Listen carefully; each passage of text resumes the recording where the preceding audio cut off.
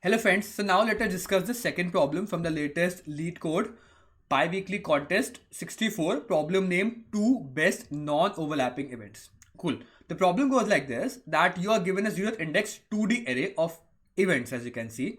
Now the event I represents the start time, the end time and the value I, which means that there are different segments which are given to you, and the start time of the segment and the end time of the segment is given to you, and the value associated for that segment. Now, what you can see here is that you can choose at most two non-overlapping events. At most two, like you can choose only one also, and you can choose two also. And now you have to choose that you want to maximize the total value you can gain by choosing two events. Also, you have to return the maximize sum. But this is also one more note thing you have to keep in mind, that note that the start time and the end time is inclusive. What it means that you cannot attend two events that are where one of them is starting and ending at the same time, which means that maybe there is some event such that you can assume that there is one event which is going from 2 till 3 p.m. let's say. Another p.m. like another event start from 3 p.m. to 4 p.m. Now you cannot attend both of them. Either they both are like different segments, but there is some overlapping, like the point overlapping is there, like 3 p.m. and 3 a.m. So like 3 p.m. 3 p.m. you cannot attend both of them, so there must be some gap between them. Cool. So you can start the next by t plus 1. You can only take the segment that is t plus 1 from that is like 4 or 5, anything. Now you have to find out that. That's the whole problem. Now for finding out that what is the case in which you just have to choose one segment, then in that you can just find out the maximum among all the values that can be the answer. Now, how can you choose two segments? Coming down to the constraint also, the length of the events, like the number of events is 10 to the power 5. So you cannot do this in O of n square. You cannot do this such that you can just choose every two events and check that whether they are overlapping or not. If they're not overlapping, like you can choose them. But in a brute force way you can do that, but given the constraints you cannot do that, it will not pass. Cool. So now you might have to think some like optimal way for solving out this problem. Let us draw the some random example so that it will become more clear to you. Okay, sorry. Yeah. Let us draw a number line. Okay, that is 1, 2, 3, 4, 5, 6, 7, 8, 9. Cool. Let us take another pen. And what you can observe here is, let's say that one event is from like 1 till 3, one is from 3 to 4, one is from 5 to 7, then from 5 to 6 also one more event, and then there is 8 to 9. These are the events, and let's say that let's number some value 3, 4, 3, 4. Let's give it 6, and then like 4. Now, what is the events you can choose? So see, among all of them, as you can see till now, the maximum among all the events it is 6. That the maximum you can get is 6. You can easily find it out in O of n. That is fine. You can do that, but you cannot take every two events and check that whether they are overlapping or not. In that case, first what your main intuition is, that what you can do is that in segment problem now, try to sort them by the end time. Okay, in like just take this in mind. If you have segment problems, like you have, if you just sort out these segments, it will become very easy to you to do some operations, and sorting will take n log n. That can be easily done.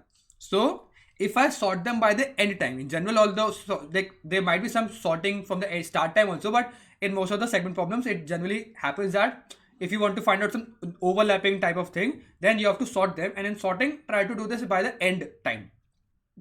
Cool. If I sort them by the end time, it means that this is the first segment that will occur, then this is the next segment, then this is the next segment. Okay, then there might be some one more segment like this. Okay, let's leave it. Then there's this segment, then there's this segment, then there's this segment. That will be the order of the segments. Cool. So now what you can do here is that if I somehow, let's say that if I take consider of this segment, then what are the segments that are not overlapping with that on the left side? If I just take all the segments on the left side that are non overlapping with this, these are these segments. Cool. Now all segments that are not like that are having value less than the start time, that is 5. So 5 we should not overlap. So all the segments that are having the end value, because I'm sorted to the end value, if they are having an end value, okay, less than or equal to 4, because 5 is the point of end of this segment. So all the values that are less than that, so end value, if it coincide with this, as you can see, if the end value comes in this segment, then it will collide with this segment. What happened that they do not intersect, this end value should be lesser than this value, as you can see, like 4, 3. So it means that if the end value of any segment is less than the start value -1 of this segment, then it will not overlap. And because they are sorted by their end time, we can see that if we just find out the starting segment, like the end segment, as you can see, like there might be multiple segments and they're sorted. So if I somehow find it out that there are multiple segments, that let's say that in this part only there is one segment like this, okay, then there is one more segment like this, okay, then if I somehow find out that among all the segments I have till now, at which segment it do not overlap, as you can see for 4, okay, if I find out that segment, then I just have to find out the maximum among all of these. Cool, among all of these values, because if I take this as a segment, let's say I'm taking this as a segment, then among all the segments that are left to it, I just want to find out the segment that is not overlapping and that has the maximum value, because adding that will give you the maximum answer. Cool. So now how can we break this problem down? The first thing is, because they're sorted, I can use binary search there. That is the one observation. To find out the limit at which I can choose the elements. The next thing is, okay, if the order is not changing, by order I means that if I've sorted them, they are in some order that is placed, okay, then if they're in some order, let's say I want to find out the maximum among all the elements that are left to it. So I can use some sort of a DP to store the values that are left to it. If I not DP, it's just like a like sum, okay, sum, I can say that accumulative sum till that point. So what I'm telling you that maximum sum till now. Let us take one example to even make it more clear. Let us say that, okay, just remember this part. Cool, this is the original segment. Let's write out the segments. The first segment is that it is from 1 till 3. The other segment is, as you can see, 3 to 4. The other segment is I'm just sorting by the ending time. Okay, 5 to 6. The other is 5 to 7. And the other is 8 to 9. This will be the answer by after sorting that by the end position. Now what you can see here is that if I want to find out for this segment, all the segments that are having the end time less than equal to 4 will be taken into account. So if I can just do the binary search over this half and find out, because they are sorted by this end position now, so I can just find out the position at which the segment that is having the end point greater than or equal to this point, like that is equal to 4. Now among all of these values, whatever values I have to find out the maximum among them. So as you can see that, let's say that this value is 3, this value is 4. So I can just, in the initial part of this problem, can find out the maximum till a particular point from left to right. So as you can see from the left to right, for this is 3, now it becomes 4. For this value it is equal to 3, then it is value equal to 6, then 4. So maximum till now it is equal to 3. So now it is become 3. So it will be 4 only, because see, maximum, I will just do the maximum of that element, then the previous element. So 4, then it will become 6, and then it will become 6 only. So as you can see, till this point the maximum on the left side is equal to 6. Till that point the maximum is equal to 6, and so on. So it's like a maximum till this point. I can just easily calculate it in NoFN. And then that's the whole solution. Like you just have to find out for every element, if I'm taking this as the pair for this element, what is the maximum I can get from the left side using binary search and this accumulative maximum, and then you can get the answer for every point. Then as you can see, then this can be done in for n log n time,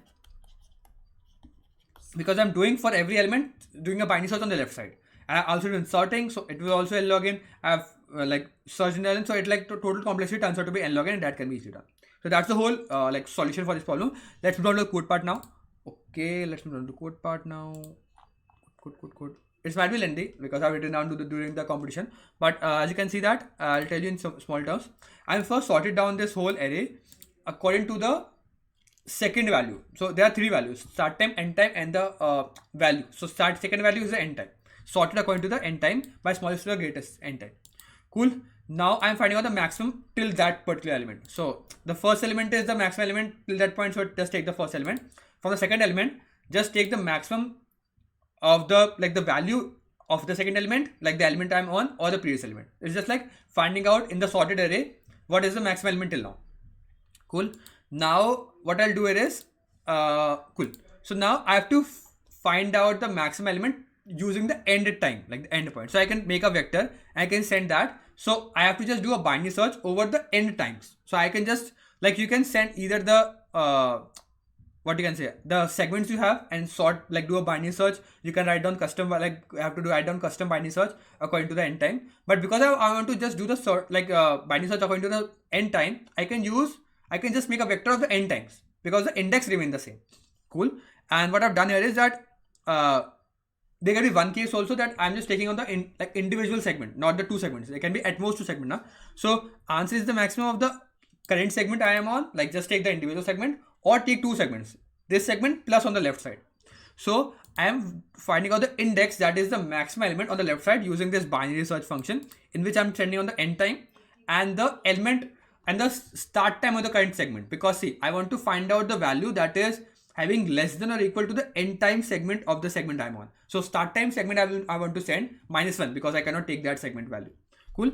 And then I will like take this and like push this end time into the segment again, because I've taken this element, and this, if any point of time the segment I'm looking for turns out to be -1, which means that let's say that I want to find out a segment and that no segment is there which is not overlapping on the left side. So I will return -1, and then we just continue on, which means that there is no other element segment I can take that is overlapping, non-overlapping on the left side. So just continue on.